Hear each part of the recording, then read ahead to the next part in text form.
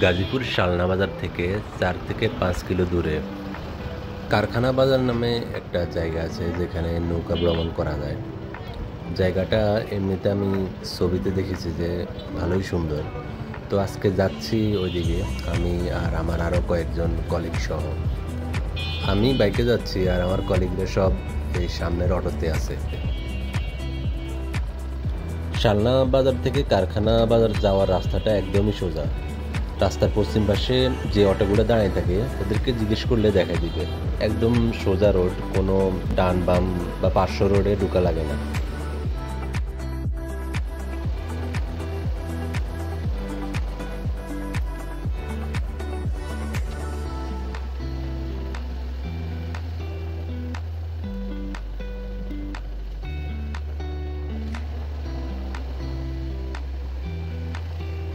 আমরা প্রায় কারখানা বাজার চলে আসছি, আর একটু সামনেই নৌকার ঘাট।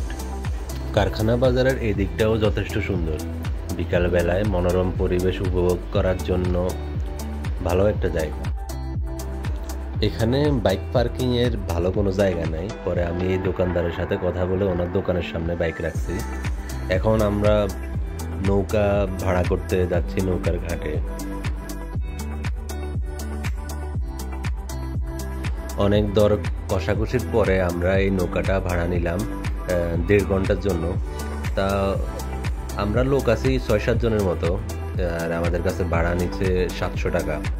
এত বড় একটা নৌকা 1.5 ঘন্টার জন্য 700 টাকা খুব একটা বেশি না। তবে শুক্রবারে আসা যাবে না, শুক্রবারে অনেক মানুষ থাকে।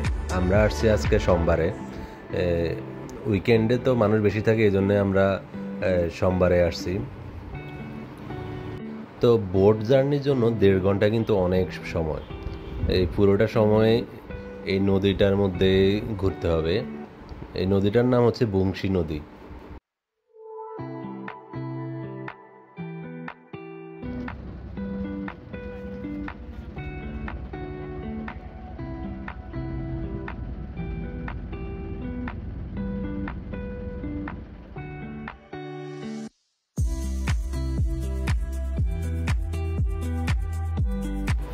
নদীতে যে পরিমাণ স্রোত, এটা দেখে তো আমার এমনিতে ভয় লাগছে।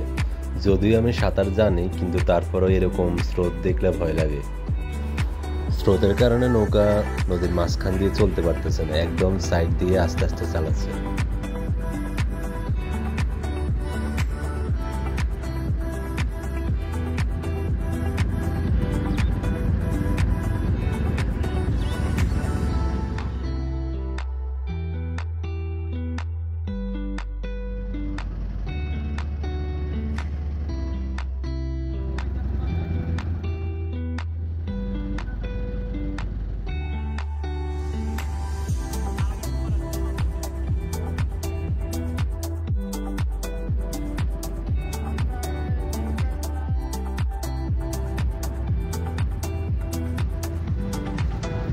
কিছুক্ষণ আগেও আকাশে অনেক বেশি মেঘ ছিল, এইদিকে এসে আকাশ অনেকটাই পরিষ্কার, আর আকাশটাও এখন অনেক সুন্দর লাগতেছে।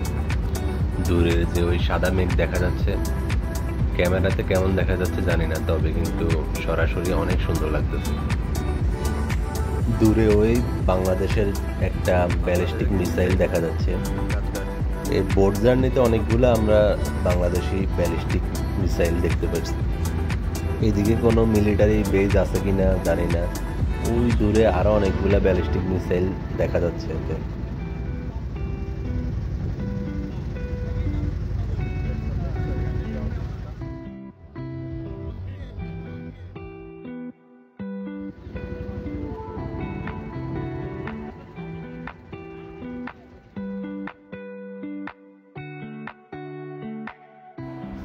আমরা কারখানা বাজারের কাছাকাছি চলে আসছি।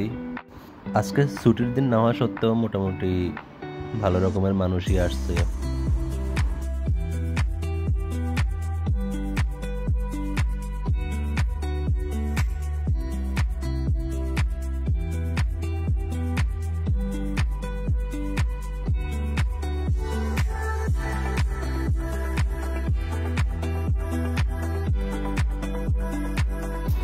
তো ঘোরাঘুরি শেষ, এবার বাসায় যাওয়ার পালা।